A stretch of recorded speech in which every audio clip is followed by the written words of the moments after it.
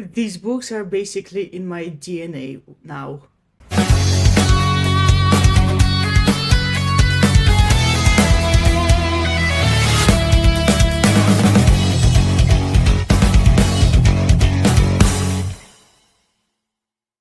Greetings, my name is Nina, welcome back to my channel. So I have been thinking about making this video a lot. There are multiple videos on YouTube named 5 books that changed my life and yada yada yada. And I thought I'd make such kind of video too. However, when I think about these books, the ones that you see here, I'm thinking about the fact that they have impacted me and I keep thinking about them and I keep going back to them mentally, and sooner or later I'm going to reread them. They mean a lot to me. I think this video should be named 5 books that mean a lot to me, or 5 books I can't stop thinking about. So I have 2 videos about my favorite books. All of these books are my favorites. By the way, I have updated the list of my favorites, and once I have enough favorites, I will make a 3rd video on the matter. I also have a tier list video about my favorite books, well, because as much as I love these books, some I love more than others. Yes, blatant favoritism here, but these books I really cannot stop thinking about.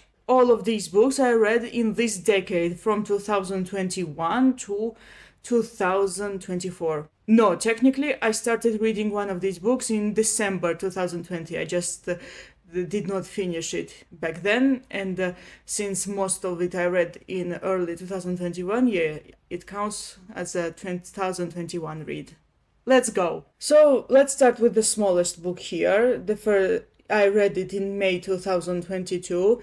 This book I can't stop thinking about for reasons, and this is Beneath the Wheel by Hermann Hesse. I have an entire video about this book called Why It's Worth Reading. So this book is very underrated. I don't see it that often on YouTube or TikTok or whatever. I don't even see this book when people talk about classics, and that's a waste in my opinion, because this is a solid novel about a little boy called Hans Giebenrath. Oh, it's kind of hard for me to pronounce that last name, who sacrifices everything to pass exams and become a part of gymnasium. I think that's how it's called in Germany. Yes, this book is set in Germany, written by a German author. Basically, this book is about how too much studying affects you, how too much studying takes away much of your youth, of your life, and turns you into someone too obedient and so on. But for me, the most important aspect of this book is the friendship between Hans and his friend Hermann. This is something I can't stop thinking about for reasons. I do actually love friendship stories, even if they are not what's promised in the book. Sure, this book is originally about how this boy is suffering while studying, how it affects his mental health and so on, but for me, the most memorable aspect was his friendship with Hermann, who is more troubled. I actually like the unlikely friendship where someone who is relatively a decent person befriends somebody who is a rebel. Yeah, I love it. That's definitely for me. I'm gonna be honest with you, I do not really like this part. I do not really like what happens around chapter 7. I pretty much prefer everything set in the gymnasium and what was prior to the gymnasium, but still one of my favorites, and I can't stop thinking about this book. Second book is a recent read. I read it in January 2024. I needed 1 week to read this, and this is The Last Unicorn by Peter S. Beagle. I just love the cover. And this also has the introduction by Patrick Rothfuss. Allow me to read to you what he wrote. I love this book. That's the only truly important thing I have to say here. Everything else I write will be secondary to that. So if you are standing in a bookshop reading this introduction, wondering if you should buy this book and give it a try, the answer is yes. This is the second book that I absolutely loved before I reached chapter 100. Why is this book on my mind? Why I can't stop thinking about it? Well, because this is classic fantasy. Classic fantasy is definitely my cup of tea. The classic fantasy has something that I think modern fantasy kind of lacks, and that is the more or less warm atmosphere, something more or less uplifting, although also this one is a little bit sad, but still. Modern fantasy books, they chase gray morality or whatever too much. I think that there is a need for something warm and uplifting, and something more or less medium paced. Yeah, this book is medium paced. I think modern fantasy books, they are very big, but at the same time they are fast paced and too much action and everything, and too many installments. Yes, I know that there are a few other books related to The Last Unicorn, however, you can read this as a standalone. You may not even know about other installments, and still enjoy this. Also, there's a lot of music here. Yeah, classic fantasy. So the next book, Just Like Beneath the Wheel by Hermann Hesse, I read in May 2022. I read it before Beneath the Wheel. At the time of reading this book, I did not know Beneath the Wheel existed, and this book is A History of Heavy Metal by Andrew O'Neill. So this book is in my DNA, well, because it's like a title says, this is a history of heavy metal. And in case you are new here, I really love metal. I even have a video about this book. Feel free to check that video out. This book mostly focuses on bands that matter to the USA, like I like to say, even though that the author himself is British. And there's also one chapter dedicated to European metal bands that I really love very much. Okay, that's me. But this is still a very fun book.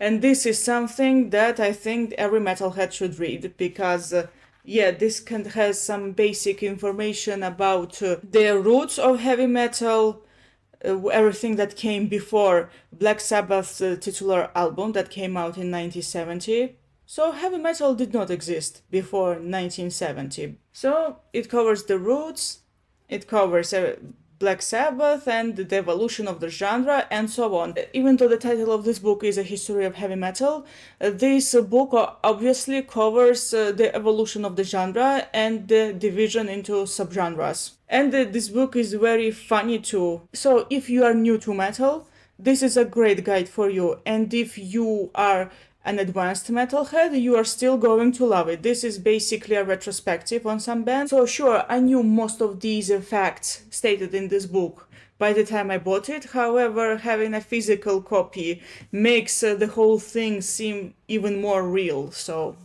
yeah, definitely a recommendation from me. So this is in my DNA. I can't stop thinking about it because, like I said, I love metal. It's a huge part of my life. I listen to it almost every day. I love it.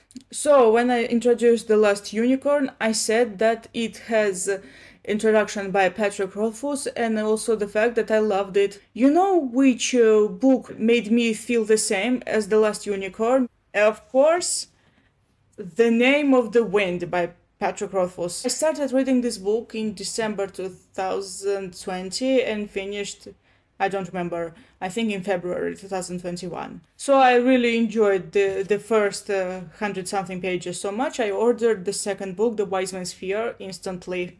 Okay, I knew that since this is a series, I should be saying that the entire series is in my DNA, sure, but the first book I still love more than the second, even though after I reread it, I enjoyed it much more than I did when I read it for the first time. One of the reasons I absolutely love this book, its musical themes.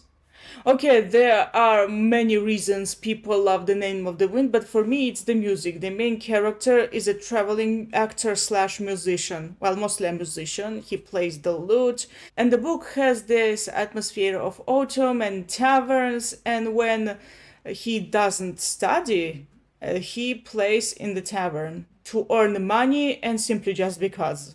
I originally read this book in English, and I also have the Russian version. I read the Russian version after the English version, and even though it was a bit difficult for me to read the English version. Well, it's still easier than some other books that I read in English. It's still better to be read in English because of Patrick Rothfuss's prose, and he's good with words in general. I also find one thing incredibly ironic. I do not remember exact words, but the quote the main character says something like this. So love isn't when you love something perfect. Love is when you love something despite the imperfection. Which is ironic because this is basically how I feel about the Kingkiller Chronicle. Sure, I love it very much. One of the best books I ever read. But there are some moments I clearly do not like. You can love a book without it being perfect. Who needs perfection anyway? I also gonna confess I do not completely understand the magic system in the series. It's kind of difficult for me to understand, yes, but that doesn't stop me. You do not have to understand everything about the book for it to be your favorite. And finally, the last book I started reading in March 2022 and finished in April, as I remember. So I definitely remember I bought it in March 2022 and instantly became one of my favorites. I love it. And to this day, I keep thinking about this book. And the book is The Never-Ending Story by Michael Ende. Oh, I love this very much. I want to read it again. Moreover, I want to read it again in its original language, which is German. I still suck at German. Okay, so this is a book where a boy runs away from the bullies, and to hide from them, he enters a bookstore. He finds this book called The Never-Ending Story. He steals that book, hides away, reads it, and eventually, spoiler alert, he becomes the part of the story. He very soon realizes that the book is real and he can influence that book. So this book is set in 2 parts. And the first part is basically a quest. Go here, save the princess and blah blah blah. Oh, even though there's no princess, there's childlike empress. And the dragon here is actually a happiness dragon. I do not know how they translated it in English or how it is in original German, but in Russian it's the dragon of happiness. And when I talk about The Never-Ending Story, I always say that I love this book because it's a good mix of your standard fantasy adventure and some deep philosophical questions. A very bright book. And in my mind, if this book was a color, it would be gold, which is ironic because this book is blue.